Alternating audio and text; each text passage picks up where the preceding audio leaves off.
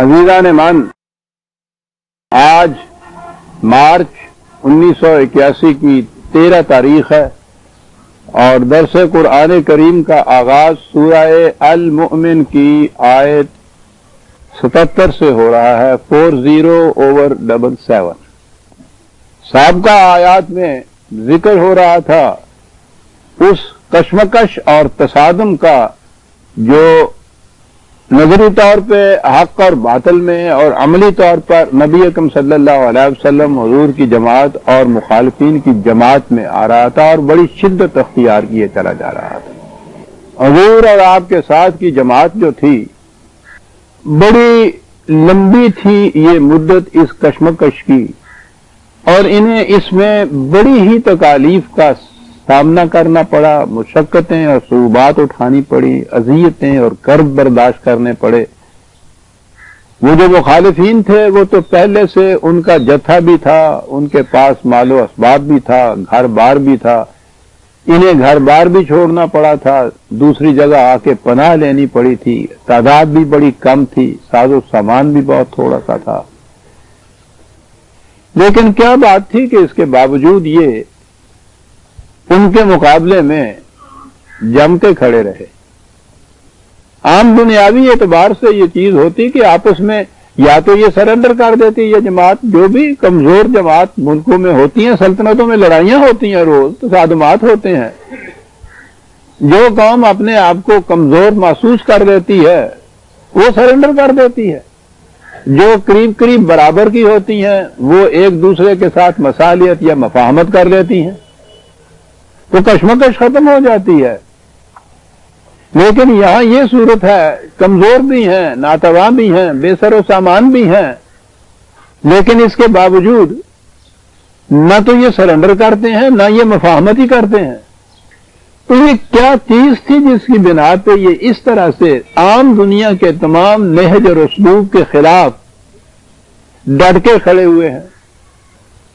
یہی ہے وہ بنیادی نقطہ، اور وہ کہ جسے ایمان کہتے ہیں وہ یہ تھا، فاصبر، یہاں سے وہ آیت شروع ہو گئی جہاں سے آج کا درس کی ابتدا ہوتی ہے۔ ان تمام تصادمات میں، اس کشمکش کے اندر، نظر بظاہر اس تمام ناکامیوں کے باوجود کہا گیا ہے کہ فاصبر، اور ایک مقام پہ نہیں، جہاں بھی ایسا مقام آیا ہے وہاں یہ چیز کہی گئی ہے۔ اور پھر وہی بات جو میں اکثر کہا کرتا ہوں کہ جو ہی ہم نے ترجمہ دیکھا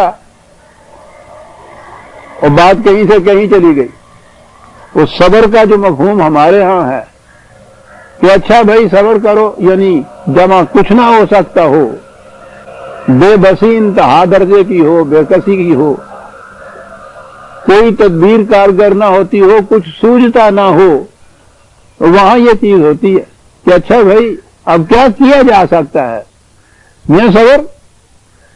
تو اگر یہی تلقین تھی، یہی تعلیم تھی یہ بے بسی کی، تو اتنی مشقتیں اٹھانے کے بعد کیوں پہلے کیوں نہ یہ کچھ ہوا کہ یہ کچھ نہیں ہو سکتا، آرام سے بیٹھو۔ تصبر،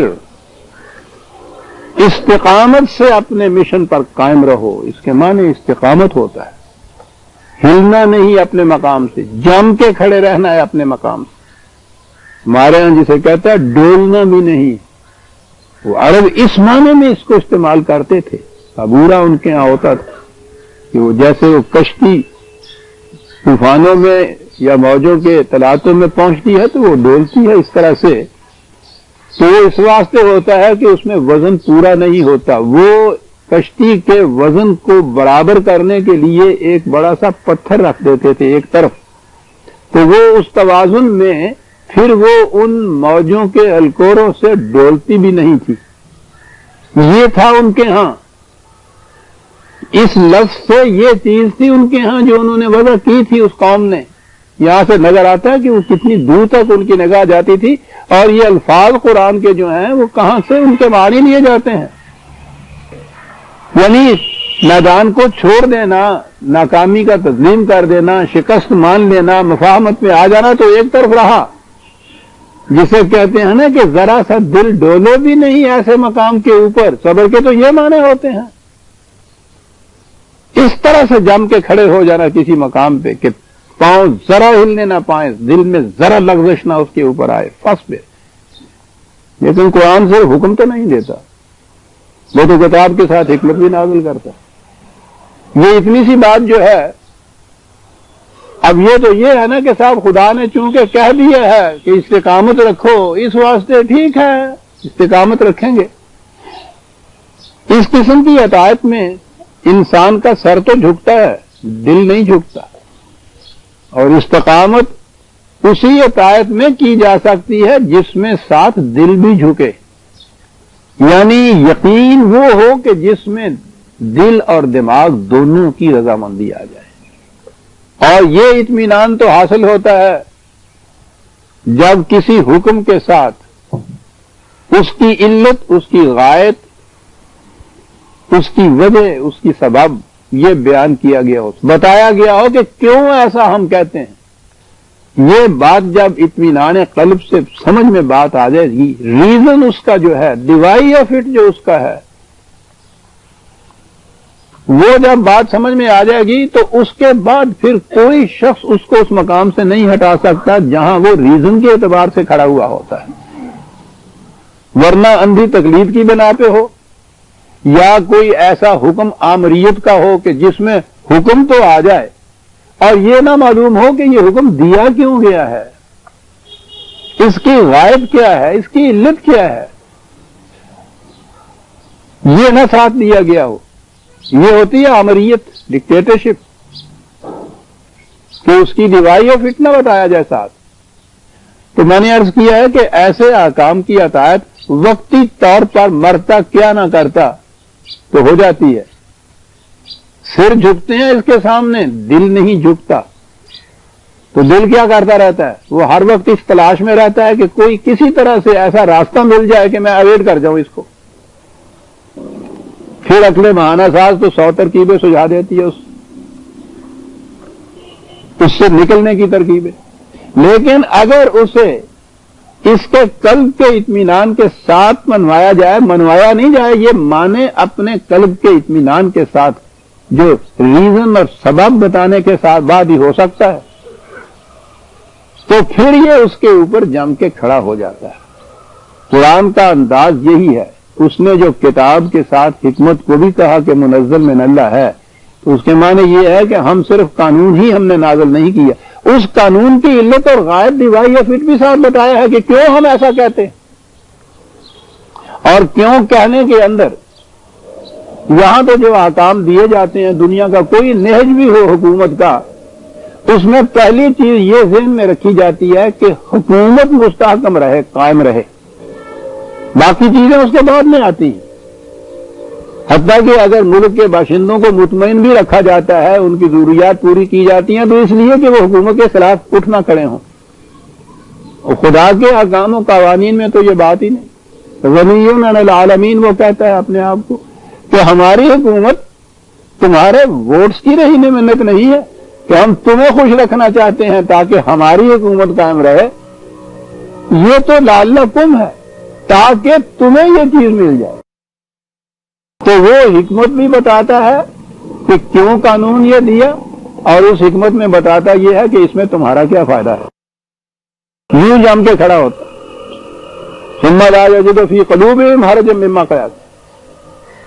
اس کے بعد اس حکم کے خلاف دل کے اندر بھی کوئی گرانی محسوس نہیں ہوتی، وہ تو اس نے خود قبول کیا ہوا ہوتا ہے دل اور دماغ کی رضامندی کے ساتھ۔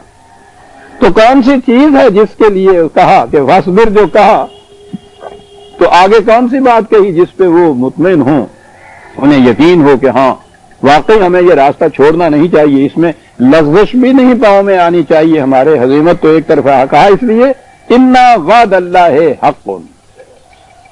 کیا بات ہے، یہ ہے اصل لم، اسے ایمان کہتے ہیں۔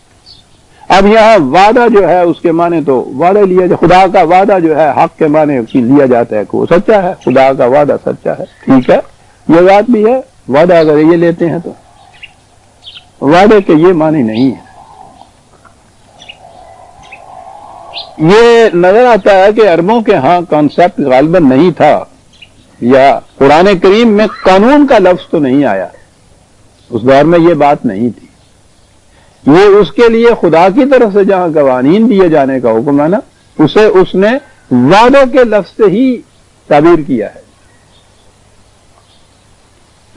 اب ایک تو وعدہ وہ ہوتا ہے کہ وہ وعدہ کیا پورا ہوا نہ ہوا کوئی بات نہیں ہے، اس وقت کوئی وعدہ کیا شام کو کوئی دوسرا کر لیا، وہاں اس وعدے کو مشروط کر دیا جاتا ہے، محدود کر دیا جاتا ہے حقن کے ساتھ۔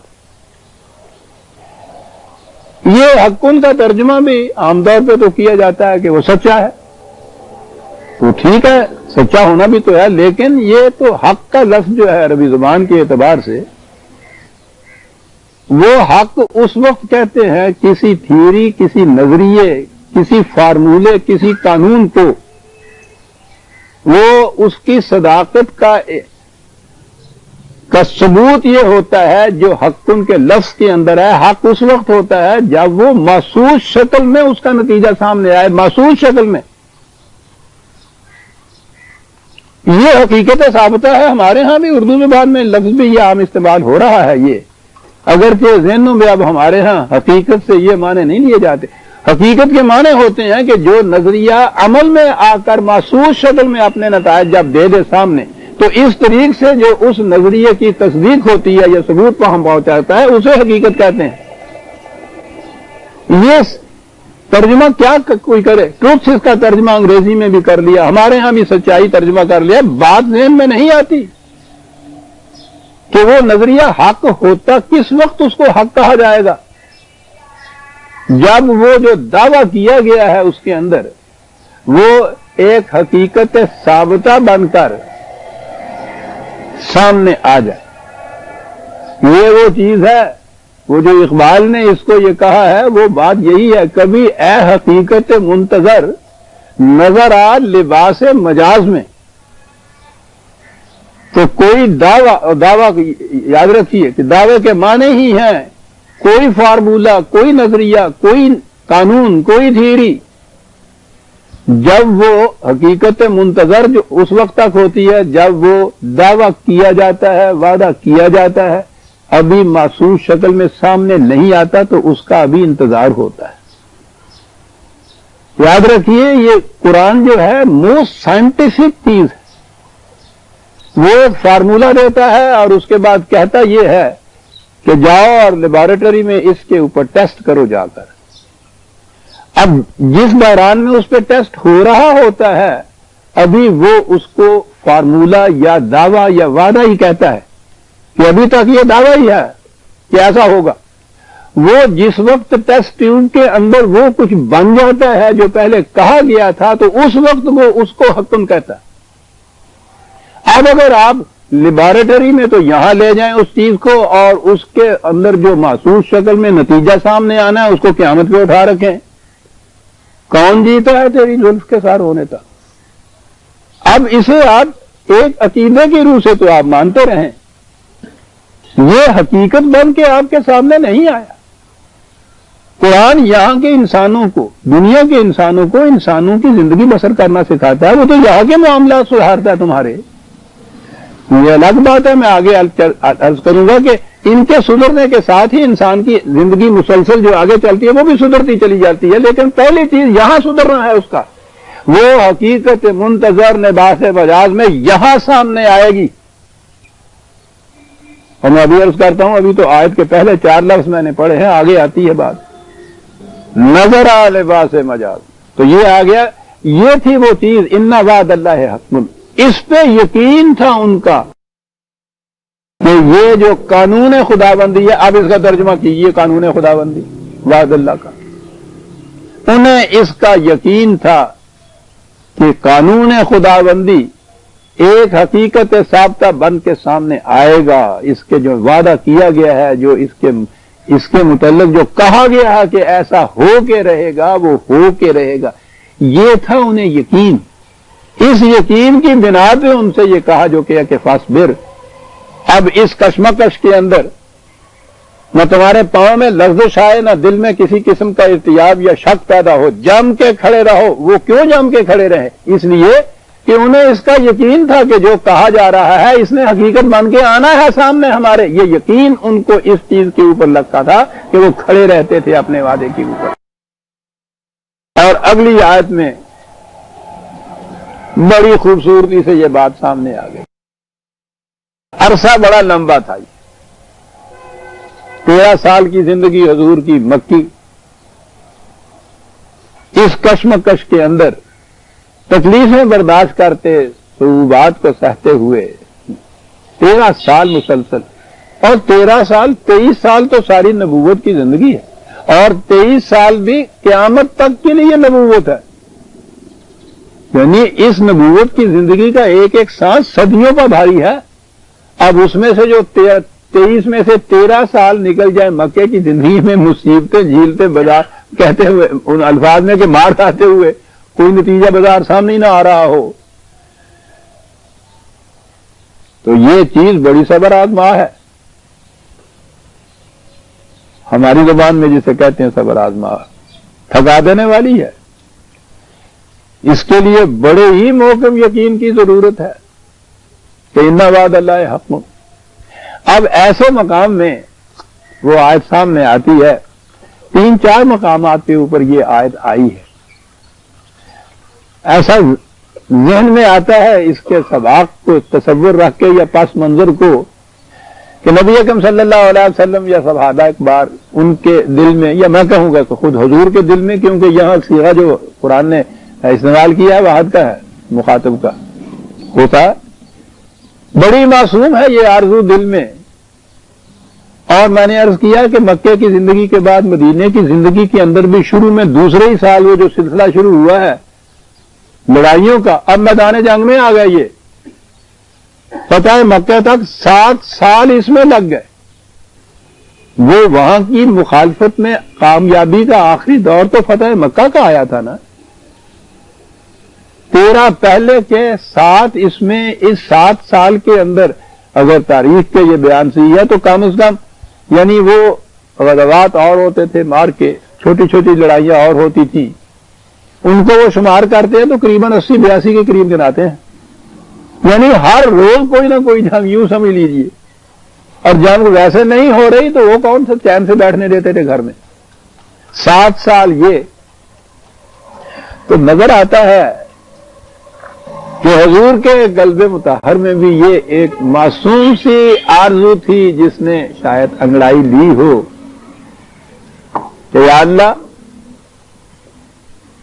یقین تو یہ ہے مجھے اور میرے ساتھیوں کو بھی کہ تو نے جو کہا ہے کہ اس دعوے نے، اس نظام نے غالب آ کر رہنا ہے، اس پہ تو ہمیں یقین ہے. لیکن یہ کب ہوگا؟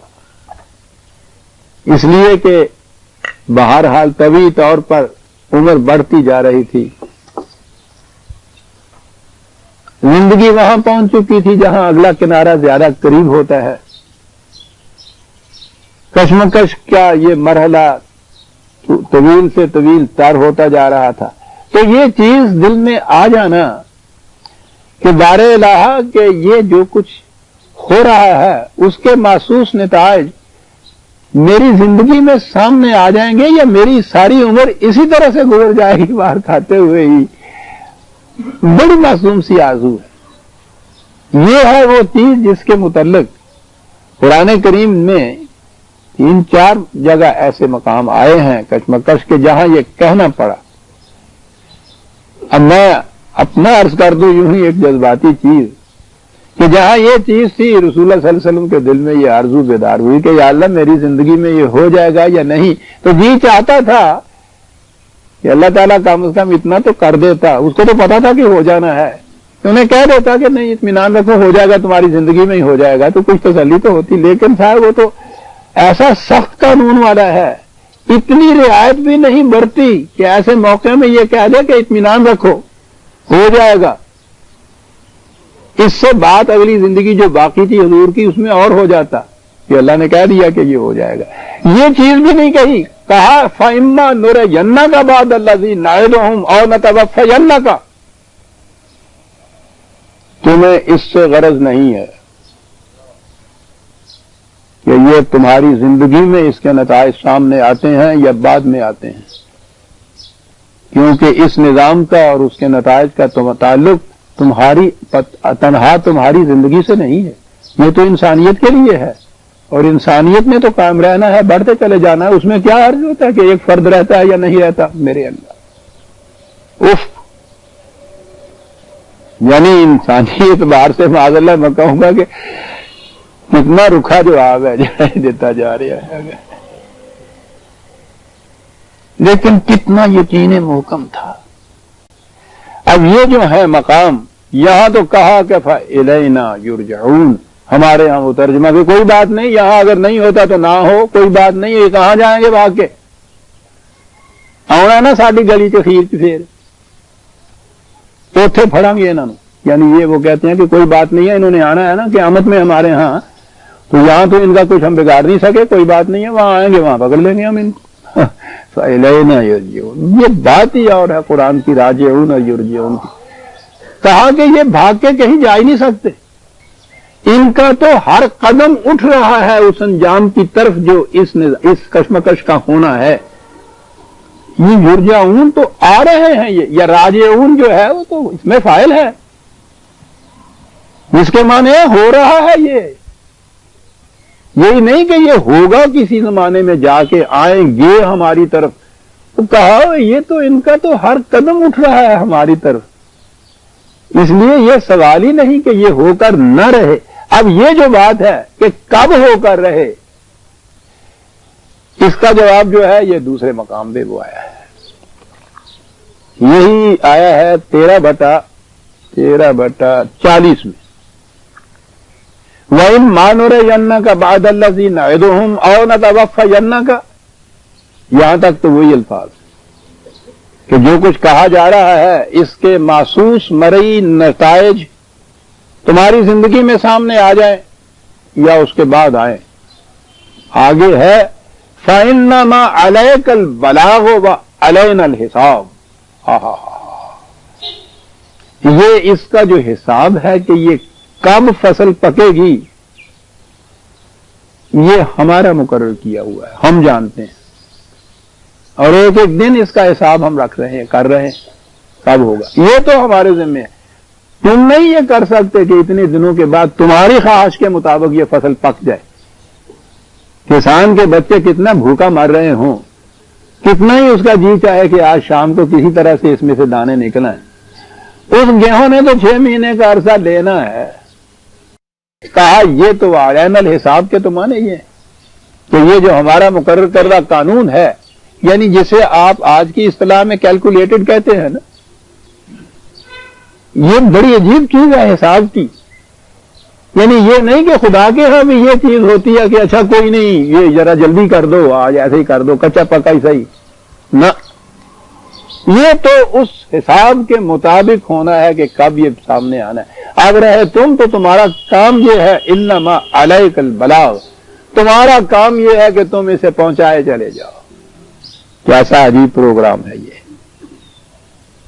کہ ساری زندگی جس کی اس کشمکش کے اندر گزر رہی ہے، اس کی اس آرزو کے اوپر بھی اتنی بھی رعایت نہیں برتی جاتی، جسے ہم کہتے ہیں کہ کہہ دیا جائے کہ نہیں کوئی بات نہیں، ہو جائے گا تمہاری زندگی میں۔ کہا تمہارا کام یہ ہے کہ اس کے اوپر یقین رکھو، جم کے کھڑے رہو، علیک البلاغ، تمہارا کام یہ ہے کہ اس کو پہنچاتے چلے جاؤ، عام کرتے چلے جاؤ۔ ہم جانتے ہیں کہ یہ کب محسوس شکل میں سامنے آئے گا۔ یہاں تو یہ اتنی سی بات کہی ہے، دو ایک مقام ہے جہاں اس سے زیادہ وضاحت سے بات کہی ہے۔ یعنی ذہن میں یہ چیز آتی ہے کہ خدا کی قدرت مطلقہ، یعنی ایبسلیوٹ پاور جسے آپ کہتے ہیں، جس میں کوئی دوسرا نہ دخل دے سکتا ہے، نہ اس میں کوئی اس سے پوچھ ہی سکتا ہے کہ تم نے یہ جلدی کیوں کر دی، تاخیر کیوں کر رہے ہو، پوچھ بھی کوئی نہیں سکتا، یہ ہے نا مطلق۔ اور وہ جو چاہے تو وہ اپنے ان قاعدوں کے خلاف بھی جس وقت چاہے وہ فصل پکا سکتا، یہ چیز تو ہے۔ تو پھر یہ چیز کیوں نہیں؟ 23 بٹا میں دیکھتا ہوں 23/95 व इन्ना अला अन नुरयका मा नइदुहुम लकादिरून। यहां ये बात कही कि तुम्हारे दिल में ये आ रहा होगा ना कि खुदा तो कादिर मुतलक है, वो जो जी में आए जब जी में आए वो कर सकता है, तो फिर इसमें क्या तरद्दुद है कि हुजूर ने जो ये कहा या ये आरज़ू दिल में आई तो इसके मुताबिक आपकी जिंदगी में ही क्यों ना नताइज पैदा हो जाए। ये तो उसके लिए हो कि जो ऐसा कर ना सकता हो, कहा हम ऐसा कर सकते हैं तो फिर क्यों नहीं करते। एक और रेफरेंस लीजिए तो फिर बात समझ में आएगी कि क्यों नहीं करते। 43/41 फ़इम्मा नज़हबन्न बिका फ़इन्ना मिनहुम मुंतक़िमून औ नुरियन्नका अल्लज़ी वअदनाहुम फ़इन्ना अलैहिम मुक़्तदिरून। वही बात हुआ भाई, हम इस पे कादिर हैं कि वो जो हमने अपना वो कायदा कानून मुकर्रर किया है फसल बोने में और उसके पकने के दरमियान का एक वक्फा जो है, वो जो कानून के मुताबिक हमने मुकर्रर किया हुआ है, कादिर तो हम हैं इसके ऊपर कि उसके खिलाफ भी करें। लेकिन कुरान करीम ने ये बार बार कहा है कि वो जो हमारा आलमे अमर है उसमें तो हम किसी के कोई पाबंद नहीं है, वो हमारी मशीयत होती है, उसके मुताबिक हम कानून बनाते हैं। यानी ये कानून के गेहूं के बोने और पकने में 6 महीने, मैं मिसाल के तौर पे ये कहा करता हूं, कुरान ने भी ज़रायत की मिसालें ज्यादा दी हैं कि इसमें ये इतना वक्फा क्यों है, ये क्यों जो है इसके मुतल्लिक तुम पूछ नहीं सकते हमसे, ये हमारे आलमे अमर की बात है, हमने कानून ऐसा बनाया है। पूछ तुम ये सकते हो कि इस कानून के मुताबिक वो 6 महीने में पकी क्यों नहीं। अब ये जो चीज है कि हम इस पे तो कादिर हैं कि जब जी चाहे ऐसा कर दें, लेकिन वो जो हमारा प्रोग्राम है कि ये ऐसा होकर रहेगा, हमारा कानून है कि ऐसा होकर रहेगा, उसके मुताबिक इसके नताइज निकलेंगे। और वो क्या है, वहां तो कहा है ना कि अलैकल बलाग, तुम पहुंचाए चले जाओ। यहां कहा है कि ये चीज जो है फस्तमसिक बिल्लज़ी ऊहिया इलैक, ये जो कवानीन तुम्हें दिए जा रहे हैं या दिए गए हैं इसके मुतालिक मुतमस्सिक रहो इनके साथ, तुम इसके मुताबिक तुम काम करते चले जाओ, तुम काम करते चले जाओ, होकर रहेगा ये ऐसे ही। अब वो क्या है कानून खुदा का, ये मैंने अर्ज किया कि इतनी सी लिम अगर कुरान की तालीम की समझ में आ जाए, समझ में तो आ जाती है, वो जो हमारे यहाँ के अकायद मुतवारद चले आ रहे हैं ना, वो समझने देते नहीं इंसान को। इतनी सी बात अगर समझ में आ जाए तो हमारा नक्शा बदल जाए, और वो ये है कि खुदा कानून तो देता है, गैर कवानीन के मुताबिक अमल हमने करना होता है। वो जमात व अफराद जो उन कवानीन पे अमल करने के लिए उठते हैं, उनसे ये फिर होता है कि वो कवानीन अमली शक्ल में नताइज को सामने ले आए इंसान के। वो जो कहा है ना कि तुम इस वही के कानून के मुताबिक तमस्सुक रखो, इनके बराबर अमल करते चले जाओ।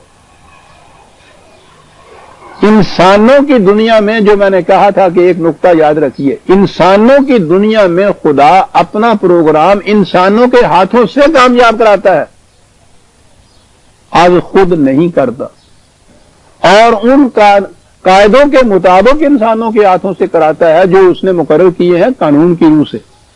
यहां भी कोई फौक़ फितरत चीज नहीं आती, कोई सुपर ह्यूमन चीज इसमें नहीं होती। खुदा खुद दखल नहीं देता इसमें, वो कहता है ए मलू माशे तुम, हमारा आलमे अमर था, उसमें हमने अपनी मशीयत के मुताबिक जो कुछ करना था किया। तुम्हारी ये जो दुनिया का अपनी जिंदगी है, इसमें तुम अपनी मशीयत के मुताबिक करो जो करना, हम नहीं दखल देंगे। ये जो चीज थी कि सामने आएगा, तुम्हारी जिंदगी में आए या बाद में आए, एक तो चीज थी ये कानून की कि ये कानून ऐसा है कि ये अपना ये नतीजा پیدا کر کے رہے گا. یہ ایک تو یہ کہ کب کرے گا وہ تو کہا کہ قانون کے اندر ہے. یہ کیسے ہوگا یہاں یہ ہے جو قرآن نے بتایا. میں اس مثال کو پھر دہرا دوں, وہ بڑی نمایاں ہے اس معاملے میں کہ انسانوں کی دنیا کے لیے خدا نے جو قوانین بنائے ہیں وہ ان کی پابندی خود بھی کرتا ہے. حالانکہ خدا اور اس کی پابندی, لیکن وہ اگر کسی دوسرے کی عائد کردہ پابندی ہو تو اسے تو مجبوری کہتے ہیں, اور جو انسان اپنے اوپر آپ پابندی عائد کرتا ہے نا اسے مجبوری نہیں کہتے. پابندی یہ اس نے اپنے اوپر آپ کی ہے. وہ یاد ہے آپ کو وہ آیت, اور وہ تو بڑی اہم ہے کہ بدیع السماوات والارض سے تو بات شروع کرتا ہے وہ کہ ہم اس پوری عظیم کائنات کو عدم سے وجود میں لائے, یعنی یہ تھی نہیں, اس کا وجود ہی نہیں تھا, جسے وہ نتھنگ نیس کہتے ہیں نا, نتھنگ نیس سے بینگ میں لانا. یہ دنیا کی عظیم سے عظیم سائنس بھی یہاں آ کے تو وہ حیرت کی وادی میں گم ہو جاتی ہے. نتھنگ نیس سے وجود میں لانا جو ہے یہ سائنس کے بس کی بات نہیں سمجھ جائے, لیکن وہ یہ سائنٹسٹ اس کو تو سمجھتے ہیں کہ واقعی نتھنگ نیس سے یہ وجود میں آئی. تو وہ اتنی بڑی چیز تو خدا نے یہ کی ہے. وہ آیت یہاں سے شروع ہوتی ہے, کہا یہ ہم نے کیا.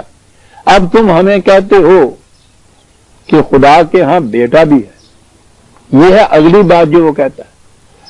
وہ کہتا ہے کہ ہماری تو بیوی نہیں ہے تو بیٹا کیسے ہو سکتا ہے. یعنی یہ کائنات تو عدم سے وجود میں آ سکتی ہے, لیکن اب جو یہاں ہم نے قانون مقرر کیا ہے کہ اولاد پیدا ہونے کے لیے نر اور مادہ کی ضرورت ہے, ان کا اختلاط ضروری ہے, اس کے خلاف ہم بھی نہیں کرتے. میری بیوی نہیں بیٹا کیسے ہوگا؟ کیا بات ہے. اور تو کائنات کو عدم سے وجود میں لے آیا, تمہیں کیا یہاں مشکل ہے؟ کہنے کہ وہ لے آیا عالم امر کی بات تھی. یہ تمہاری دنیا کی جو بات ہے نا, اس میں وہ جو تمہارے لیے قوانین ہیں ان کی ہم بھی پابندی کرتے ہیں. اب ہمارا بیٹا بیوی کے بغیر نہیں ہو سکتا, اور بیوی ہے نہیں, تم مانتے ہو؟ کئی دفعہ آیا یہ.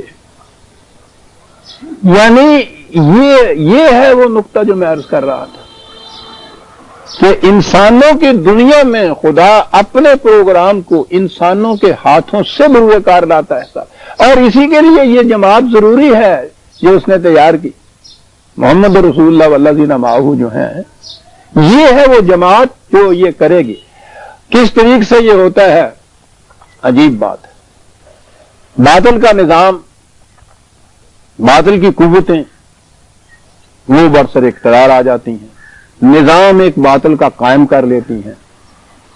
اب اس نظام کی جگہ اس کو اکھیڑ کے ایک صحیح نظام مسلط کرنا ہوتا ہے. بڑا لمبا پروسیس ہے یہ.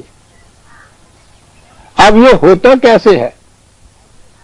وہ جو نظام والے ہیں وہ تو ہر ممکن کوشش کرتے ہیں کہ وہ محکم سے محکم تر رہے, کوئی شخص کسی قسم کی اس میں تخریب نہ کر سکے. ساری کوششیں یہی ہوتی ہیں, لیکن وہ کہتا یہ ہے کہ باطل کا نظام کتنی کوششیں کیوں نہ کرے. میں آگے چل کے عرض کروں گا اس کی تائید میں کیا چیزیں آ رہی ہیں ہمارے سامنے. کتنی کوششیں کیوں نہ کریں. وہ جو غالب نے کہا تھا نا کہ میری تعمیر میں مضمر ہے ایک صورت خرابی کی, کہ باطل کے نظام کی تعمیر کے اندر بنیادیں جو اس کی ہوتی ہیں وہ متزلزل ہوتی ہیں, وہ محکم نہیں ہوتی ہیں. اس کو کیسے حسین الفاظ میں ادا کیا سورہ حشر کے اندر آپ دیکھیے, یہودیوں کے ساتھ مقابلہ ہو رہا تھا. کہا کہ یخربون بیوتہم بایدیہم, گھبراؤ نہیں, یہ تو اپنے ہاتھوں سے اپنے گھروں کو ڈھا رہے ہیں. واہ واہ واہ. باطل نظام کی اصل اور بنیاد کے اندر جو تخریب مضمر ہوتی ہے, کیا بات ہے بھائی صاحب. اس کے متعلق یہ کہنا کہ گھبراتے کیوں ہو, دیکھتے ہو یہ نظام کس طرح سے اپنی تکمیل کے نقطے تک پہنچ رہا ہے. یہ لوگ اپنے ہاتھوں سے اپنے گھر برباد کر رہے ہیں. ایک کاش غلط نظام والوں کی آنکھیں یہ دیکھنے کہ ٹھیک ہے مکان کے اوپر کے حصے کی آرائش اور زیبائش کے اندر تو ان کی ساری کوششیں صرف ہوتی ہیں، بنیادیں متزلزل ہو رہی ہوتی ہیں، وہاں نگاہ نہیں جاتی۔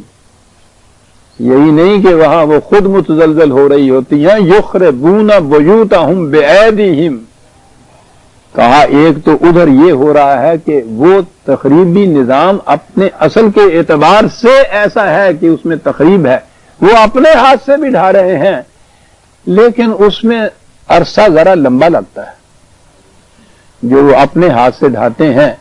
تو کہا اس کے ساتھ ہی وَأَيْدِ الْمُؤْمِنِينَ، اور اس کے ساتھ جماعت مومنین ہے، رہی سے ہی کسر یہ نکال دیتی ہے۔ یہ ٹھیک ہے کہ باطل کے نظام نے خود اپنے ہاتھوں سے ہی اپنی تخریب بھی کر لینی ہے، تمہاری تہذیب اپنے خنجر سے آپ ہی خودکشی کرے گی، لیکن لمبا عرصہ لگ جاتا ہے۔ اس کے ساتھ اگر عید المومنین شامل ہو جائیں تو پھر وہ صدیوں کا کام برسوں میں، برسوں کا مہینوں میں، مہینوں کا دنوں میں کھو جاتا ہے، اس کی رفتار تیز ہو جاتی ہے۔ تو قرآن کی روح سے یہ جو پروسیس ہے، طریق جو ہے باطل کے نظام کو الٹ کے صحیح نظام لانے کا، ایک تو یہ ہے کہ باطل کے نظام کے اندر خود یہ چیز موجود ہوتی ہے کہ اس کی بنیادیں کمزور ہوتی ہیں، اس نے متزلزل ہونا ہوتا ہے۔ وہ اپنے ہاتھوں سے آپ گھر کا ویران کرنا، اس کی ریفرنس آپ نے شاید لکھی 59/2، بڑی اہم چیزیں ہیں یہ 2-3 آیتیں، اس کو اچھی طرح سے نوٹ کیجئے۔ 59/2 یعنی یہ اپنے ہاتھوں سے بھی اپنے گھروں کو ویران کر رہے ہیں، اور اس کے ساتھ جماعت مومنین کے ہاتھ جب جا کے لگ جائیں گے تو پھر یہ پروسیس اور بھی جلدی اپنے نتائج برآمد کر دے گا۔ سورہ توبہ کی اندر 9/14 یہاں تو بڑی عجیب چیز آج سامنے آئی، عذاب خداوندی جسے ہم کہتے ہیں، اللہ کا عذاب فلاں قوم کے اوپر آ گیا۔ ہمارے ذہنوں میں تو یہی ہے نا کہ وہ گویا یہ دوسرے جو اللہ والے ہوتی ہے قوم، اس کے محبوب کی امت جو ہوتی ہے نا، یہ آرام سے بیٹھی رہتی ہے، اپنے گھروں کے اندر مزے لوٹتی رہتی ہے، اور وہ خود ہی اپنا عذاب ان کے اوپر نازل کر دیتا ہے، وہ قوم تباہ ہو جاتی ہے، اور پھر ان سے کہا جاتا ہے کہ جاؤ اٹھو، سام لو، ہندو چلے گا، لوٹ لو جا کے سب کچھ۔ ساڑھے نال طے ہوا سی نا، کہتا خدا کا عذاب جو ہے وہ یوں نہیں آتا۔ کیا بات ہے۔ 9/14 کہا قاتلوہم، اٹھو جنگ کرو ان کے ساتھ۔ بہت اچھا جی۔ یعذبہم اللہ، الفاظ دیکھیے اپنی طرف منسوب کیا ہے، خدا ان کو عذاب دے گا، خدا ان کو تباہ کرے گا۔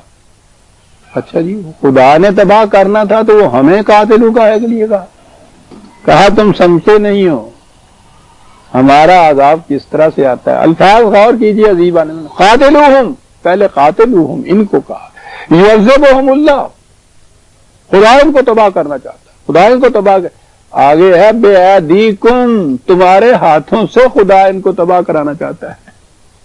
یہ ہے عزیزان ایمان اصل چیز۔ اگر بھول گیا ہو تو وہ تو پھر وہ غالب کا نعت کا شعر، تو یہ جتنی آیات ہیں وہ ان کی تفسیر اپنے اندر وہ لیے ہوئے ہے، بڑا ہی جامع ہے، بہت اونچا تھا یہ شخص جو بات کہہ گیا، وہی شعر کہ تیر قضا ہر آئینہ در ترکش حق است، خدا کی قضا کے تیر تو اللہ کے ترکش کے اندر ہوتے ہیں، پہلے سے ہوتے ہیں، لیکن اما کشاد ز کمان محمد است، تیر جب وہ چلتا ہے تو محمد کی کمان میں سے چلتا ہے، اکیلا ترکش میں رکھا ہوا نہیں چلتا۔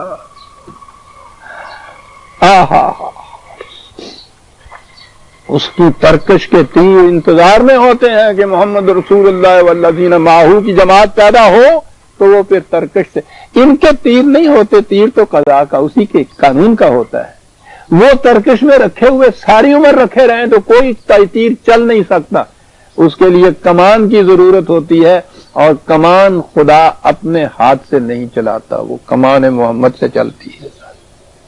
یہ جو اسلام پہ ہمارا ایمان ہے اور اس کے دعوے سچے ہیں، خدا کا سب کچھ حق ہے، کہتے رہیے، کرتے رہیے، وہ اس کے ترکش کے اندر رکھے ہوئے تیروں کی تعریف کرتے چلے جائیے۔ سبحان اللہ صاحب، کیسی یعنی خوبصورت ہے صاحب، وہ تو پوچھو نہیں، ہیرے کا جوڑ اس میں لگا ہوا ہے، زہر میں بھجا ہوا، ترکش میں رکھا ہوا ہے.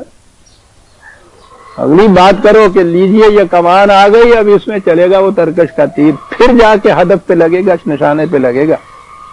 دیکھا کتنے خوبصورت یہ لفظ، قاتلوہم یعذبہم اللہ بایدیکم ویخزہم.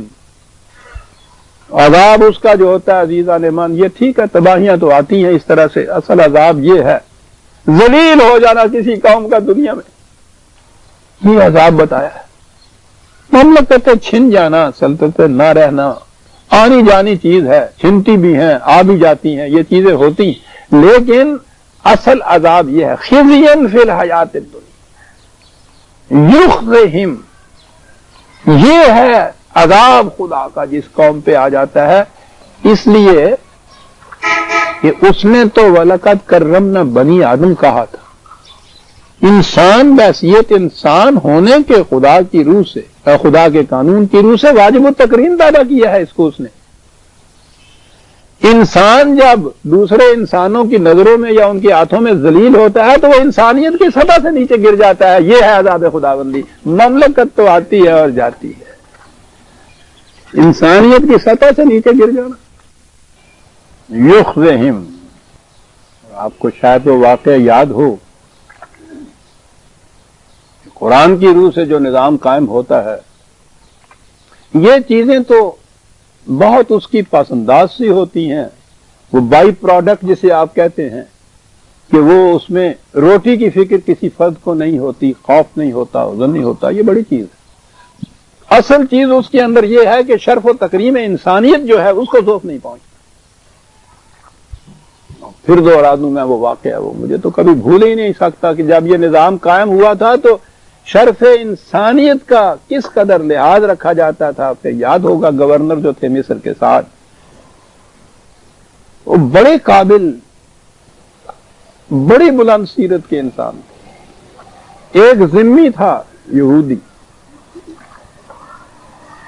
کسی بات پہ غصے میں آ کے تو وہ ان سے کہہ بیٹھے اخذک اللہ، خدا تجھے ذلیل کرے. کہہ تو دیا، اور اس کے بعد جب وہ پھر غصہ ٹھنڈا ہوا، آپ حیران ہوں گے، اپنا استعفیٰ لے کے بارگاہ خلافت میں آ گئے. کہا کہ میں گورنری تو ایک طرف رہی، میں تو انسان کہلانے کا بھی حقدار نہیں ہوں. میں نے ایک انسان کے متعلق یہ کہا تجھے اللہ ذلیل کرے، میں اس قابل نہیں ہوں. آپ بھی اور ساتھی بھی بہتیرا کہتے رہے کہ جذبات کی شدت میں یہ بات ہو گئی ہے، ایسا تو نہ کرو کہ تم استعفیٰ دے کے چلے آؤ، کوئی اور سزا اپنے اوپر وارد کرو. وہ کہنے لگے کہ یہ تو کم از کم سزا ہے جو میں اپنے اوپر وارد کر رہا ہوں. جرم بھی تو دیکھو میں نے کتنا بڑا کیا ہے، جسے خدا واجب التکریم کہتا ہے اسے میں تذلیل اس کی کا سبب بن رہا ہوں. کیا کہتے ہو آپ مجھ؟ گورنری حکومت نہ تو بڑی چیز. یہ ہے وہ چیز یخزہم. اصل عذاب خداوندی یہ ہے انسان انسانیت کی سطح سے گرا دیا جائے، ذلیل ہو جائے. بات یہ میں کہہ رہا تھا کہ کہا یہ فاصبر ان وعد اللہ حق، جم کے کھڑے رہو اپنے پروگرام سے. جو کچھ تم سے کہا گیا ہے قانون خداوندی ایک مثبت حقیقت بن کر سامنے آئے گا، اس پہ یقین رکھو. ٹھیک ہے، یقین تھا. باقی رہا یہ کہ یہ کب ہوگا، یہ رسول تمہاری زندگی میں ہو، تمہاری زندگی کے بعد ہو، اس سے کچھ فرق نہیں پڑنا چاہیے کہ یہ تمہارا ذاتی کاروبار نہیں ہے کہ پاسا جان کے من نہ مانم باچے کار خواہی آمد. میرے بعد اگر اس سودے نے اتنی دولت دی تو مجھے کیا حاصل ہوا، میں تو غریبی میں مر گیا. یہ سوال تمہاری ذات کا نہیں ہے، یہ تو انسانیت کے لیے ہے. تمہاری زندگی میں ہو جائے، تمہارے بعد ہو جائے، ہمارے حساب کے مطابق ہوگا اور اس میں کچھ فرق نہیں آئے گا. بس اتنی سی بات ہے کہ اگر از خود ہمارے جو قانون وہ کائناتی ہیں ان کے مطابق ہوتا رہے، ہوتا جائے گا، جسے وہ ملائکہ کی نصرت کہتا ہے، تو دیر لگے گی. اگر تمہاری جماعت ساتھ آ جائے گی، وَأَيْدِيَكُمْ جسے کہا ہے، جلدی ہو جائے گا. تو یہ ضروری ہے کہ وہ خدا کے ترکش کے تیر اس جماعت کی کمان کے اندر سے نکلیں گے تو پھر یہ جلدی ہو جائے گا.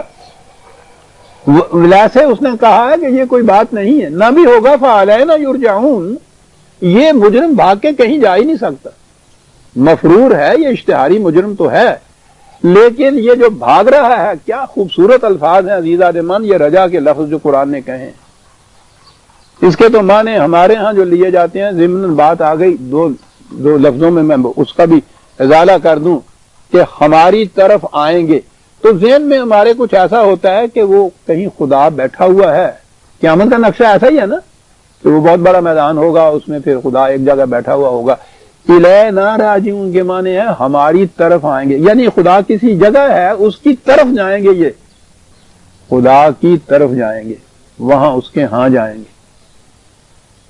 بات دور چلی جائے گی، ورنہ میں بتاتا کہ یہ تو تصوف کا باطل عقیدہ ہے کہ ہر انسانی نفس کا منتہا یہ ہے وہ ذات خداوندی میں جا کے مل جاتا ہے، یہ بات نہیں ہماری طرف آنے کی، خدا کی طرف کے معنی یہ ہے کہ وہ عدالت خداوندی جہاں سے یہ بھاگا بھاگا پھر رہا ہے کہ گرفت نہ ہو جائے، وہاں سے سزا نہ مل جائے، اس کو پتہ نہیں ہے، رات کی تاریکیوں کے اندر یہ چکر لگا رہا ہے، اپنے ذہن میں سمجھ رہا ہے کہ میں اس سے دور جا رہا ہوں، اس کو پتہ نہیں ہے کہ اس کا ہر قدم اس کی طرف اٹھ رہا ہے، اس نے تو خود آ کے حاضر ہو کے کہہ دینا کہ لیجیے سرکار میں آ گیا۔ قانون مکافات عمل کے معنی یہ ہے کہ اس سے مفر نہیں ہے، اس سے بھاگ نہیں سکتا کوئی شخص، ہر شخص کا قدم اس کی طرف اٹھ رہا ہے۔ اور کہا یہ سلسلہ جو ہم نے بات بیان کی ہے، اے رسول تنہا تمہارے ساتھ ہی نہیں ہے، وَلَقَدْ أَرْسَلْنَا رُسُلَنَا مِن قَبْلِكَ مِنْهُمْ مَنْ قَصَصْنَا عَلَيْكَ وَمِنْهُمْ مَنْ لَمْ نَقْصُصْ عَلَيْكَ وَمَا كَانَ لِرَسُولٍ أَن يَأْتِيَ بِآيَةٍ إِلَّا بِإِذْنِ اللَّهِ، یہ بات تمہارے ساتھ نہیں ہوئی، سلسلہ انبیاء رسولوں کا سلسلہ شروع سے یہ جاری رہا، اور انہی مراحل سے وہ سب گزرتے رہے۔ وہ جو اقوام سابقہ کی داستانیں وہ بیان کرتا ہے، وہ انبیاء سابقہ کی اسی سنت کو بیان کرتا ہے، وہ کہ یہ کچھ اسی طرح سے ہوتا چلا آ رہا ہے، کوئی نئی بات نہیں ہے، نہ ستیزہ گاہ جہاں نہیں، نہ حریف پنجہ فگن نہیں ہے، وہی فطرت اسد اللہ، وہی مرحبی، وہی انتری، یہ تو ہوتا چلا آ رہا ہے۔ ایسے رسول جن کا ہم نے نام یہاں قرآن میں تصریح سے لے دیا، ایسے بھی کہ جن کا ہم نے یوں ذکر نہیں کیا ہے، قرآن کہتا ہے ہم نے ہر قوم کے اندر رسول اپنے بھیجے تھے۔ باقی رہا یہ کہ وہ جو نتیجہ ہے وہ رسول خود برآمد کر لے، کسی رسول کے ساتھ یہ نہیں ہوا، یہ اقتدار، یہ اختیار، یہ قوت کسی رسول کو بھی حاصل نہیں تھی، وہ تو قانون خداوندی کے مطابق ہی وہ نتیجہ برآمد ہوتا تھا، وہاں بھی یہی ہوا تھا، ہمارے ساتھ بھی یہی ہوگا۔ فَإِذَا جَاءَ أَمْرُ اللَّهِ قُضِيَ بِالْحَقِّ وَخَسِرَ هُنَالِكَ الْمُبْطِلُونَ، جب وہ خدا کے مقرر کردہ قانون کے مطابق وہ وقت آخری آ جاتا ہے کہ جب کشتی نے ڈوبنا ہوتا ہے، پھر یہ حقیقت سامنے آ جاتی ہے، مری اور محسوس طور پر آ جاتی ہے، اور وہاں پھر یہ جو باطل کے نظام والے ہیں نظر آتا ہے کہ کیسے تباہی ہوئی، کتنا نقصان ہوا ان لوگوں کا۔ باقی رہا یہ کہ اس کائنات کے اندر یہ ٹھیک ہے، میں نے عرض کیا تھا قرآن کریم کا انداز یہ ہے، وہ نظری حقائق بیان کرتا ہوا درمیان میں وہ اس کے اس بات کے لیے مری محسوس مثالیں بیان کرتا ہے، وہ خارجی کائنات کی ہوتی ہے۔ کہا ہماری ربوبیت کا قانون تم دیکھنا چاہتے ہو تو وہ تم دیکھو تو صحیح، تم انسان پیدا ہوئے، کیا بات ہے، کیا کہا، اللہ الذی جعل لکم الانعام لترکبوا منها ومنها تاکلون ولکم فیہا منافع لتبلغوا علیہا حاجتا فی صدورکم وعلیہا وعلی الفلک تحملون۔ کہتا ہے کہ یہ بتاتے ہیں کہ اس کی خدا کے اس نظام ربوبیت کی نشانیاں کیا ہیں، علامات کیا ہیں۔ وہ کہتا ہے کہ یہ علامات تمہارے ہاتھوں سے کچھ معجزے دیکھنے چاہتے ہیں، یہ معجزات تو بکھرے پڑے ہیں، کہاں انسانوں کو پیدا کیا، ذرا سوچئے۔ کہتا ہے انسان پیدا ہوئے، اگر ان کے ساتھ سارے بھیڑیے پیدا اور ہو جاتے، یہ جتنے جانور ہیں، گائے، بھینس، گھوڑا، بکری، بھیڑ، ان کی بجائے بھیڑیے سارے ہوتے، کیا حشر ہوتا انسانوں کا۔ اسی پہ نہیں دیکھتے کہ یہ کتنا ہمارا نظام ربوبیت ہے کہ انہیں پیدا کیا تو اس کے ساتھ ہم نے گائے بھینس گھوڑے بیل بکریاں پیدا کی جو سارے اس کے کام آتے ہیں، اس کی پرورش کا ذریعہ بنتے ہیں، اس کی تقریب کا ذریعہ نہیں بنتے ہیں. یہ نہیں کیا، یہ نہیں دیکھتے کہ کتنا بڑا انعام ہے خدا کا. اس لیے کہ اس نے جو ان کی پرورش کا ذمہ لیا تھا وہ نظام ایسا پیدا کیا ہے کہ ان سے تم کتنے فائدے اٹھاتے ہو، ان پہ سوار ہوتے ہو، ان کا گوشت کھاتے ہو، دودھ پیتے ہو، اس پہ بھی سوار ہوتے ہو، پھر وہ کشتیاں ہیں ان پہ سوار ہوتے. کہا یہ کہتے تھے نا کہ کچھ نشانیاں اس کی دکھانی چاہیے، کہا یریکم آیاتہ ہی، دیکھو تو صحیح کتنی محسوس نشانیاں ہیں اس کے نظام ربوبیت کی. فَأَيَّ آیَاتِ اللَّهِ تُنْکَرُونَ، کہو تو صحیح، انکار کر سکتے ہو تم ان نشانیوں کا؟ یہ ہیں اس کے صحیح نظام کی نشانیاں. ایک نظام باطل کا تمہارا ہوتا ہے، قیامت ہے کہ انسان نو انسان کا شکاری ہے. ایک یہ نظام ہمارا تھا تمہاری ربوبیت کا، ایک وہ تمہارا نظام ہوتا ہے. دانا ایمی کارد آ حاصل برد، امت بار امت دیگر چرد. ایک قوم دوسری قوم کو کھائے جا رہی ہے، بوتا یہ ہے کاٹتا وہ ہے. اور ایک ہمارا نظام ہے کہ تمہیں بھیجا ہے بغیر تمہاری مرضی کے، تمہارے ارادے کے بغیر، یہ سارا سامان نشو و نما ہم نے پیدا کر دیا ہے. دیکھتے ہو دونوں نظاموں میں فرق کتنا ہے. اب آگے بات آ گئی اہم کہ رسول بھی پہلے سے آتے رہے، قومیں بھی پیدا ہوتی رہی، وہ باطل کا نظام بھی انہوں نے قائم کیا، بڑا شان و شوقت و رفت و عظمت کا بے نظیر نظام، روما کی سلطنت کی تعظیم، ایران کی ملوکیت کی تعظیم، ہزارہ سال سے وہ چلی آ رہی تھی صاحب. اس قسم کی بڑی بڑی تہذیبیں، بڑے بڑے نظام قائم ہوئے دنیا میں. قرآن اس کے بعد تاریخی شواہد کو پیش کرتا ہے اور یہ بڑی اہم چیز ہے. افلم یسیروا فی الارض فینظروا کیف کان عاقبۃ الذین من قبلہم کانوا اکثر منہم واشد قوۃ وآثارا فی الارض. کہا یہ تو ایسے ابھی ہے ہی نہیں، ان کے مقابلے میں کچھ شے ہی نہیں ہے. بڑی وسعت مملکت کی، بڑے ساز و جراق ان کے سامنے، بڑی دولت و حشمت ان کے پاس، زمین کے خزانے کھود کھود کے نکالنے والی قومیں، اتنی بڑی قومیں. پھر فما اغنا عنہم ما كانوا یکسبون. اس کے باوجود چونکہ وہ باطل کے نظام کی بنیادیں کمزور تھیں، جب وہ اپنی چھت کے بوجھ سے نیچے آ کے گری ہیں ان کو کوئی بچا ہی نہیں سکا. افلم یسیروا، چلتے پھرتے ہو نا تم، تمہارے جن راستوں پہ تم چلتے ہو وہاں راستوں میں ان کے کھنڈرات تمہیں ملتے ہیں، ان قوموں کے تباہ شدہ مساکن کے. دیکھتے نہیں ہو تم ان کو؟ فلما جاءتهم رسلهم بالبينات فرحوا بما عندهم من العلم وحاق بهم ما كانوا به كانوا يستهزئون. صحیح نظام کی طرف دعوت دینے والے رسول آئے، انہوں نے آ کے کہا کہ یاد رکھو تمہاری تہذیب اپنے ہاتھوں سے آپ ہی خودکشی کرے گی. تم اس پہ مسکرا دیے، استہزاء کیا تم نے، اس کا مذاق اڑایا. ہمیں کوئی چھیڑ سکتا؟ عزیزان مان، یہ تباہ ہونے والے، ہمارے دور میں تباہ ہونے والے جو بادشاہ ہیں یا بادشاہ وغیرہ ہیں، ان کے تباہ ہونے سے چند دن پہلے کے ذرا وہ اقوال دیکھیے. کس کی ضرورت ہے ہمارے خلاف یہ کچھ کر دے گا؟ ہر ایک یہی کہتا. کہا ان کی بھی یہ صورت تھی کہ وہ آگے کہتے تھے، وہ مذاق اڑاتے تھے. کیا کہتے ہو صاحب، ہم تباہ ہو جائیں گے، کس کی ضرورت ہے ہماری طرف آنکھ اٹھا کے بھی وہ دیکھے. کہا یہ تھا ان کے ہاں کا طریقہ. یہاں یہ چیز ذرا ہے وقت اتنا. فلما رأوا بأسنا قالوا آمنا باللہ، یہ میں بعد میں لوں گا. یہ کیا چیز ہے جو قرآن نے بتائی ہے؟ دولت ہے، حشمت ہے، قوت ہے، سلطنت ہے، مملکت ہے، نظام ہے.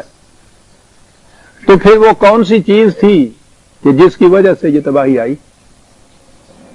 ہمارے ہاں یہ جو تہذیب آج کل کی آئی ہے، تہذیب مغربی سے جسے عام طور پہ کہا جاتا ہے، اب تو مغرب کیا مشرق کیا، سب اپنے بنائے ہوئے زندہ میں ہے محبوس.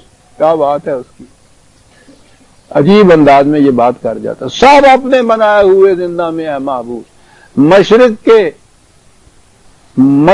کے ثوابت ہوں یا مغرب کے ہوں سیار، مشرق کے ثوابت اور مغرب کے سیار کیا نا، یہ اس کا ہی کام تھا. سب اپنے بنائے ہوئے زندہ میں ہے محبوس. ساری دنیا ظاہر الفساد فی البر والبحر، بچا ہوا ہی کوئی علاقہ نہیں ہے صاحب. کہا یہ کیا چیز ہے؟ اس کو کہتے ہیں سیکولرزم کا نظام. یعنی یہ نظام کہ انسان خود اپنے لیے، اپنی معاشرت کے لیے، سوسائٹی کے لیے آپ قانون وہ بنا سکتا ہے. ان قوانین کے مطابق نظام قائم کر لینا حکومت کا جو ہے، آخری جہاں تک پہنچی ہے عقل انسانی، ان کے ہاں کی تنہا فکر وہ یہ ہے کہ انسانوں کی جماعت، قوم کے نمائندے اکٹھے ہو کے وہ کوئی قانون بنا لیں تو وہ بہترین قانون ہے. وہ جو کچھ بھی انسانوں کے قانون، انسانوں کے ہاتھوں ہے، یہاں تک ہے وہ چلے. یہ جو قوانین ہے، بات قوانین کی نہیں ہے. اصل میں نظریہ یہ ہے کہ انسان کی زندگی یہی طبعی زندگی ہے، فزیکل لائف ہی ہے. بی اے کیا، نوکر ہوئے، پینشن ملی اور مر گئے. کیسا خانو؟ یہ ہے زندگی کا اصل تصور، جس کے اوپر یہ بنیاد جو نظام کی ہے نا، یہ جس کے آپ کہتے ہیں کہ عقل انسانی سب کچھ کر سکتی ہے، وہ انسان سے اوپر کسی ہستی کو مانتے نہیں، اور انسان کی زندگی کو اسی طبعی دنیا کی زندگی مانتے ہیں. اسے کہتے ہیں سیکولرزم. اس کے اندر قوت، دولت، آرمامنٹ، اسلحہ، تدبیریں، یہ ساری چیزیں اس پہ توجہ رہتی ہے. اگلی بات غور سے سنیے، جسے اقدار یا ویلیوز کہتے ہیں نا، وہ اس میں نہیں ہوتی. یعنی ایک بات سچائی کے ساتھ ہم نے کرنی ہے، یہ نہیں کرنی، ایسے ہے جس میں ہماری کامیابی ہو جائے، خواہ کوئی طریقہ اختیار کیا جائے. کامیاب سیاستدان وہ ہے جو اپنی منوا لے دوسرے سے. کیسے منواتا ہے، کیا کہتا ہے، کتنا جھوٹ بولتا ہے، کتنے فریب دیتا ہے، کچھ نہیں، اس کا مجسمہ کھڑا ہو جائے گا. اسے کہتے ہیں کہ ویلیوز درمیان میں نہیں آتی. ان کو ویلیوز یا اقدار کہتے ہیں. یہ اقدار انسانیت کی سطح کی بات ہے، حیوانوں کی سطح میں اقدار نہیں ہوتی. بیل نکلتا ہے اپنے گاؤں سے، بھوکا ہوتا ہے، سامنے جو سب سے پہلے کھیت آ جاتا ہے اس میں وہ چرنے لگتا ہے، اپنے مالک کا ہو کسی غیر کا ہو، اس کو پیٹ بھرنے سے غرض ہوتی ہے.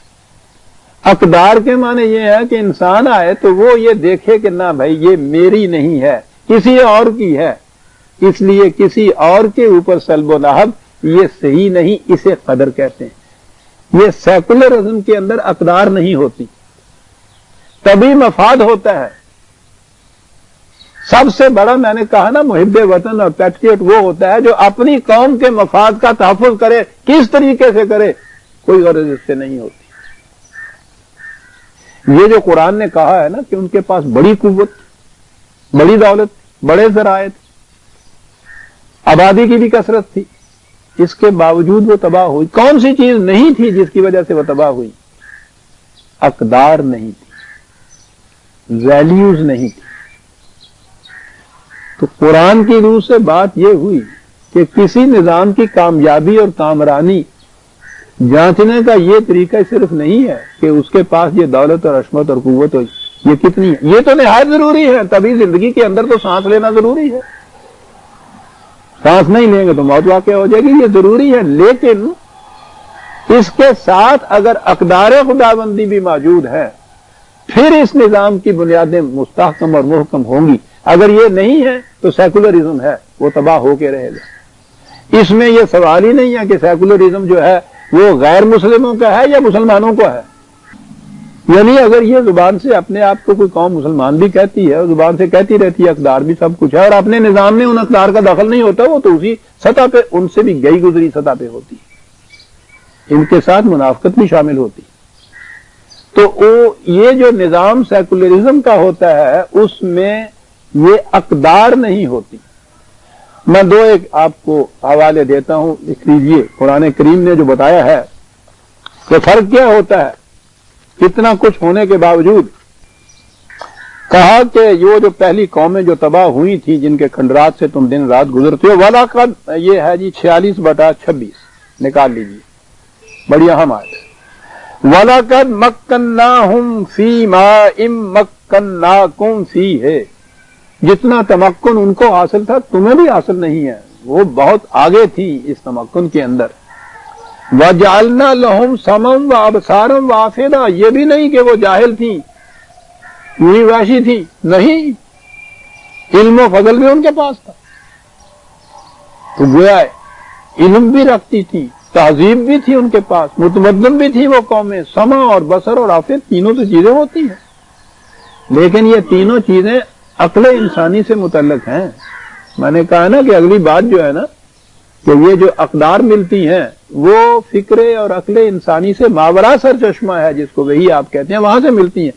یہ ساری چیزیں عقل انسانی کی ساری چیزیں تو ان کے پاس تھیں، لیکن فما اغنا عنہم سمعہم ولا ابصارہم ولا افئدتہم من شیء اذ کانوا یجحدون بآیات اللہ، وہ فکر انسانی سے ماورا سر چشمے سے جو ہدایت ملی تھی اس کے خلاف جب انہوں نے، یہ یجحدون کا لفظ جو ہے وہ یکفرون سے بھی زیادہ گہرا ہوتا ہے، وہ ایک تو انکار کرنا ہوتا ہے، ایک کٹ حجتیاں کرنا کسی کے خلاف، ایویں حجتاں ڈاؤنے رہنا۔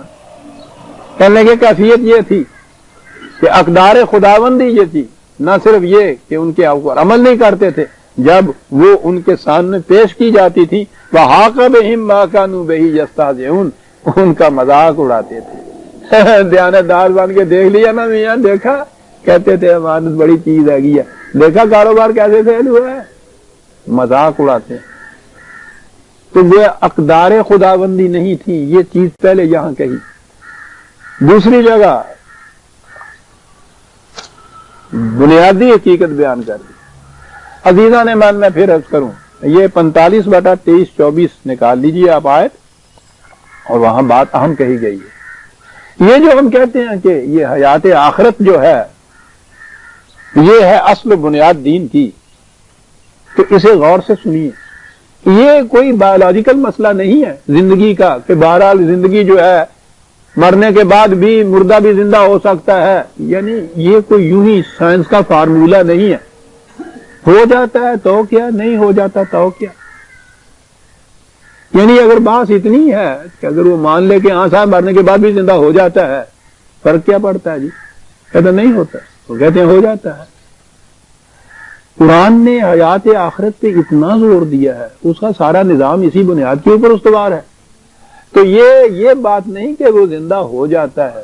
اصل یہ چیز ہے کہ اس زندگی کے اندر یہ جو غلط کوش اور غلط کار لوگ ہیں، وہ جو کچھ کرتے ہیں، انہوں نے اگر ایسا انتظام کر رکھا ہے کہ ان کی گرفت نہ ہو سکے تو اس کی کوئی پاداش ہی ان کے وہاں نہیں ہے، اس کی کوئی سزا ہی نہیں ان کو ملتی۔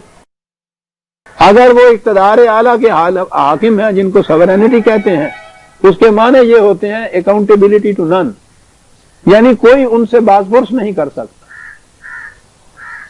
یہ جو کہتے ہیں نا مادہ پرستی، دنیا داری، لوگوں کے ذہنوں میں نہیں کہ ہم یہ لفظ بول کیا رہے ہیں۔ اصل یہ چیز ہوتی ہے کہ ایسا اقتدار یا ایسا تصور کہ جو میں کرتا ہوں، اگر سوسائٹی کے انتظام جو کیے ہوئی چیزیں ہیں میں ان کی گرفت میں نہیں آتا، یا جس کو سورینٹی حاصل ہے اقتدار مطلق، وہ تو ہوتا ہی بلند ہے اس سے، تو مجھے کوئی پوچھ نہیں سکتا مجھ سے۔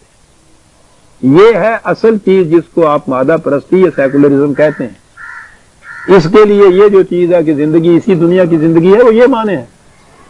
قرآن کہتا ہے کہ یہ سوال نہیں ہے کہ کوئی پوچھ نہیں سکتا تم مر گئے اور اس کے بعد چھوٹ گئے، سوال یہ نہیں ہے، تم سے یہ پوچھا جائے گا، اور اس پوچھنے کے لیے زندگی کا یہی خاتمہ نہیں ہو جاتا۔ اصل چیز اس پوچھنے کی ہے۔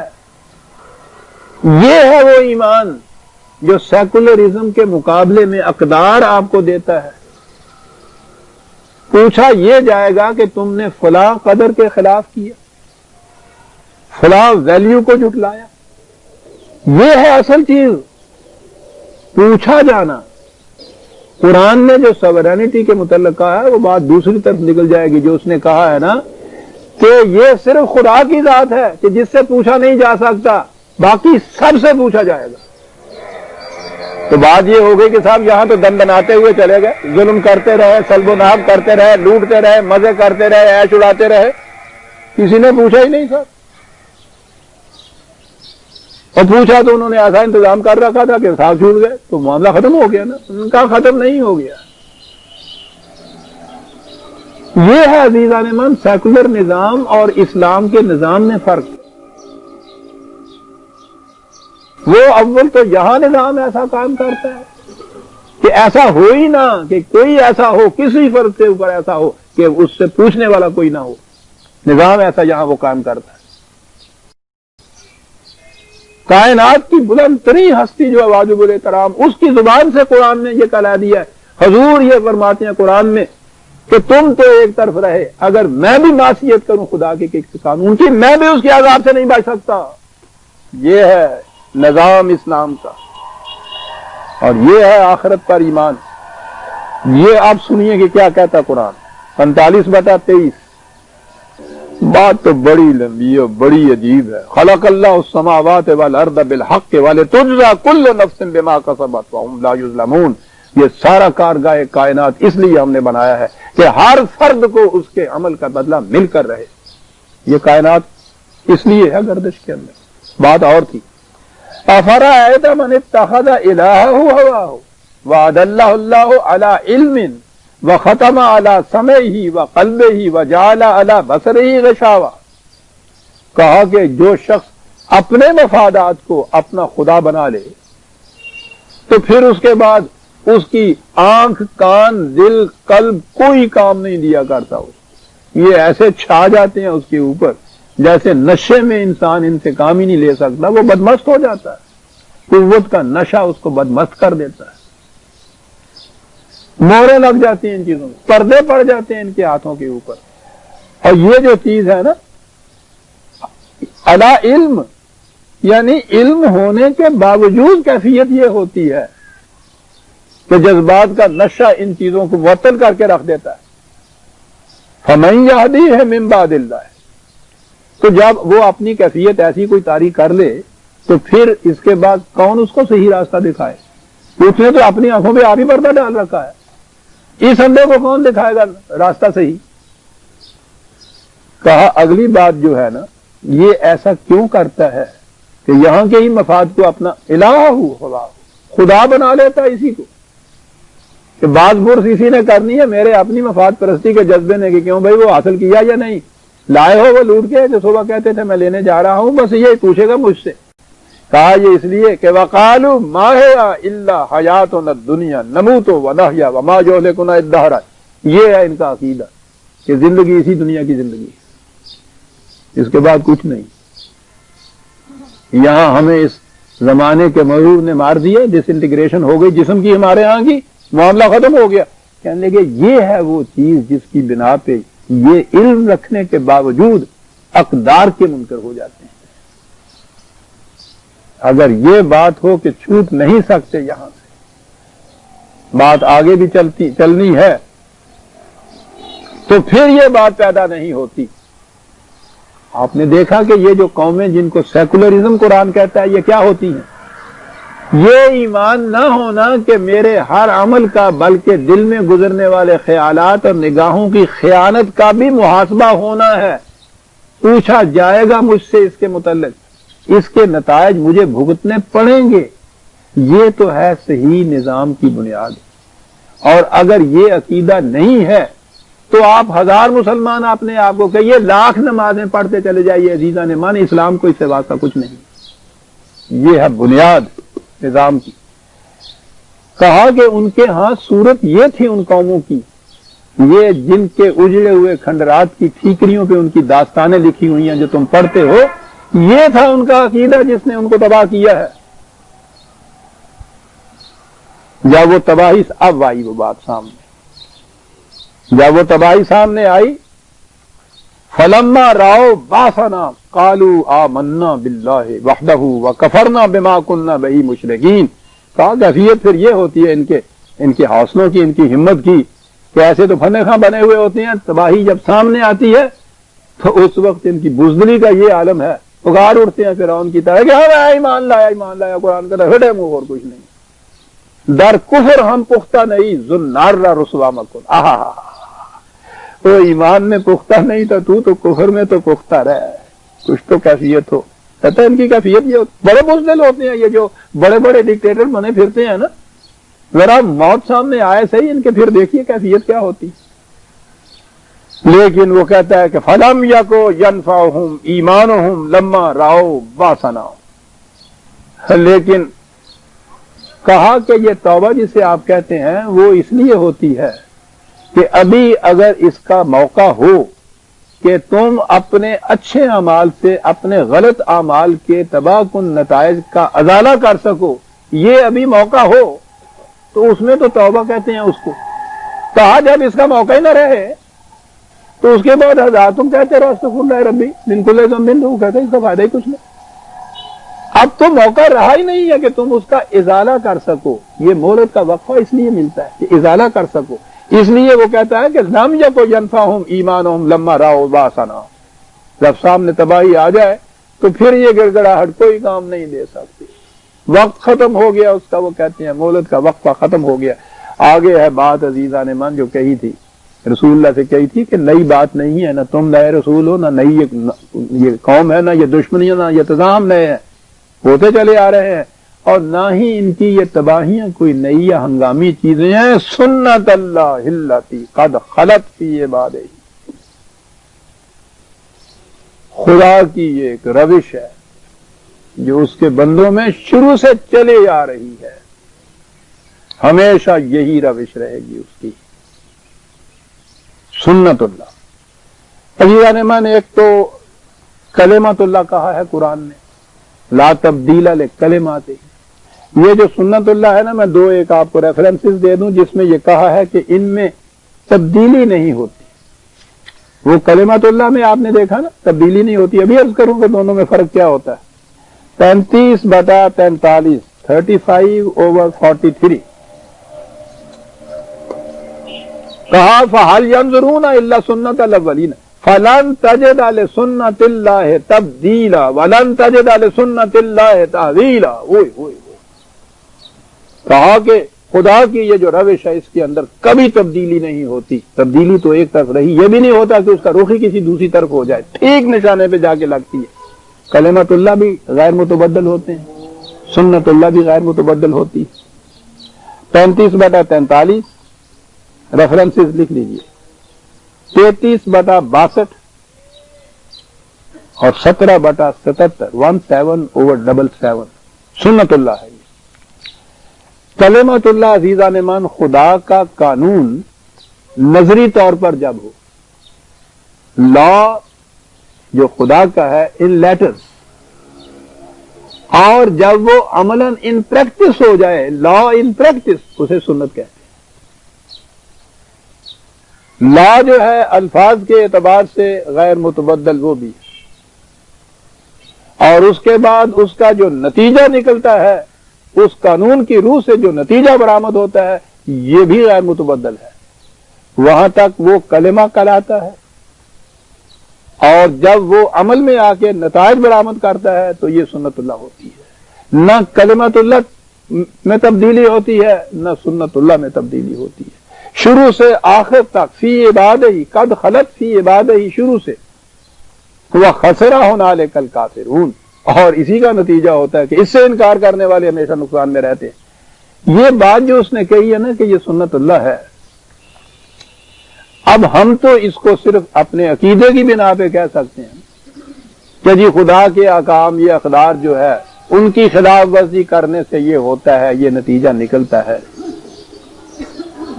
اور ہم کہیں گے کہ ہمیشہ ہوتا ہے، اس میں کوئی تبدیلی نہیں کرتا. وقت تو تھوڑا ہے لیکن میں دو ایک ریفرنس ضرور دوں گا، 5 منٹ اوپر دے دیجیے گا. یعنی یہ جو چیز ہے کہ جس نظام کی بنیاد باطل پہ اوپر اٹھتی ہے وہ ہزارہا اپنی تدبیروں کے باوجود قائم نہیں رہ سکتا، تباہ ہوتا ہے۔ یہ تو ہوئی سنت اللہ، ہم اسے مانتے ہیں یوں کہیے کہ عقیدے کی روح سے۔ غیر مسلم اقوام کے بڑے بڑے دانشور وہ بھی کہتے ہیں کہ یہ سنت اللہ ہے اور اس کے خلاف کبھی نہیں ہوتا۔ اور ہم تو عزیزان مان بس یوں ہی زبان سے ہی کہہ دیتے ہیں۔ وقت تھوڑا ہے، حوالے دو ایک ہی دوں گا۔ کہاں سے یہ حوالے آ رہے؟ میری کتاب ہے انسان نے کیا سوچا، اللہ کبھی توفیق دے تو اسے پڑھ چھوڑیے گا، پتہ نہیں میری زندگی کا۔ اور میں سمجھتا ہوں کہ اگر یہ ایک کتاب آپ کے ہاں کے یہ کالجز کے نصاب میں کہیں آ جاتی اوپر کی کلاسز کے اندر، ہماری نئی نسل کچھ اور ہوتی آج۔ انسان نے کیا سوچا، بات یہی ہے کہ انسان کو جو مشکلات آئی ہیں اجتماعی طور پر، انسانیت کو، اس میں فکر انسانی نے اس کے حل میں کیا تدبیریں سوچی اور اس کے نتائج کیا برآمد ہوئے، اور آخر میں آ کے یہ بتایا کہ آج وہ کہہ رہے ہیں کہ فکر انسانی تو ان کا حل نہیں دے سکا، فکر انسانی سے ماورا کوئی سرچشمہ علم کا ہے، وہاں سے حل ملے گا۔ اس کتاب میں یہ ہے جو میں نے بتایا ہے، بقراط اور سقراط سے یونان کے حکماء سے لے کے 250 سال پہلے آج تک ان تمام بڑے بڑے دانشوروں کے اپنی کتابوں کے اقوال اس کے اندر موجود ہیں۔ اپنی طرف سے ایک لفظ اس میں نے نہیں لکھا، سنیے کیا لکھتا ہے وہ، ایک ریفرنس لے لیجیے، بریفو، رابرٹ بریفو اس کا نام ہے، بڑی عجیب کتاب، دی میکنگ آف ہیومینٹی، تشکیل انسانیت، بریفو ہے۔ رومن امپائر کے اوپر لمبی چوڑی گفتگو کی اور تہذیبوں کے اوپر بحث کی، ان کا تجزیہ کیا، اور اس کے بعد وہ جس نتیجے پہ پہنچا وہ کہتا ہے کہ انسانی حیات اجتماعی کا کوئی نظام جس کی بنیاد باطل اصولوں پر ہو کبھی قائم نہیں رہ سکتا، خواہ اس باطل نظام کو کیسے ہی تدبر اور دانش مندی سے کیوں نہ چلایا جائے۔ سنت اللہ دیکھتے ہیں اس کی بنیادی کمزوری خارجی نظم و ضبط اور ادھر ادھر کی جزئی مرمت سے کبھی رفع نہیں ہو سکتی۔ جب تک اس کی اصل باقی ہے اس کے لیے تباہی مقدر ہے۔ روما کی سلطنت عام انسانوں کی لوٹ کھسوٹ سے ایک خاص جماعت کو متمول بنانے کا ذریعہ تھی۔ انہوں نے اس سوداگری کو نہایت قابلیت اور تدبر، خلوص اور دیانتداری سے چلایا، لیکن حسن انتظام کی یہ تمام خوبیاں بنیادی باطل کو اس کے فطری نتائج سے نہ بچا سکی۔ غلط بنیادوں کے اثرات بلا روح رعایت نتیجہ خیز ہو کر رہے۔ اس کے بعد وہ لکھتا ہے یہ ویلیوز کے متعلق، کہتا ہے کہ اگر انسان بادلوں سے اونچا اڑنے لگ جائے تو اس کا مطلب یہ نہیں ہوتا کہ انسانیت کی سطح بھی اتنی ہی بلند ہو گئی ہے، نہ ہی 100 میل فی گھنٹہ کی رفتار کے معنی ترقی ہیں۔ انسان اگر ستاروں کو تولنے کے قابل بھی ہو جائے اور علوم و فنون کے وسیع میدانوں میں گھوڑے دوڑانے لگ جائے تب بھی اس کے جوہر ذاتی میں قلب ماہیت پیدا نہیں ہو سکتی۔ انسانی معاملات اس سے کہیں گہرے ہوتے ہیں۔ قوت، تہذیب، کلچر بے معنی چیزیں ہیں اگر ان کے ساتھ اخلاقی برائیاں شامل ہوں۔ وہ صحیح پیمانہ جس سے انسانی دنیا کی قدر و قیمت ماپی جا سکتی ہے اخلاقی پیمانہ ہی ہے۔ اور اس قسم کے باطل نظام کے معال کے متعلق وہ لکھتا ہے کہ وہ نظام تہذیب جس میں حق و صداقت کو عادی طور پر نظر انداز کر دیا جاتا ہو آخر الامر تباہ ہو کر رہتا ہے۔ ناانصافی سے کوئی فرد کیسا ہی کامیاب کیوں نہ ہوتا چلا جائے، وہ اجتماعی نظام جس کا وہ جز ہے اور وہ جماعت جو اس ناانصافی کے ثمرات سے نفع اندوز ہوتی ہے، اس ناانصافی کی وجہ سے انجام کار برباد ہو جاتی ہے۔ انتخاب طبعی کے اٹل قانون کی بنا پر گناہ کی اجرت موت ہے۔ اور ایک چھوٹا سا اقتباس اور بھی ہے، امریکہ کا مورخ ہے دور سے، بڑا مشہور ہے، کتاب کا نام ہی ہے سیویلائزیشن۔ چند الفاظ میں بات کیا گیا، ہماری تباہی کا باعث نہ تو بڑے بڑے مجرم ہیں جن سے ہم لرزاں رہتے ہیں اور نہ ہی ہمارا افلاس جس سے ہم نادم ہیں۔ اس کا اصل باعث وہ معاشرتی نظام ہے جو منافقت اور فریب کی بنیادوں پر قائم ہے، اور اس کے ساتھ یہ قانون کہ جس کی لاٹھی اس کی بھینس، اس قانون پر مبنی نظام کی مقدر میں تباہی کے سوا کچھ نہیں ہوتا۔ سنت اللہ التی قد خلت فی عبادہ۔ دیکھتے ہیں کہاں سے شہادات چل رہی ہیں عزیزان مانی۔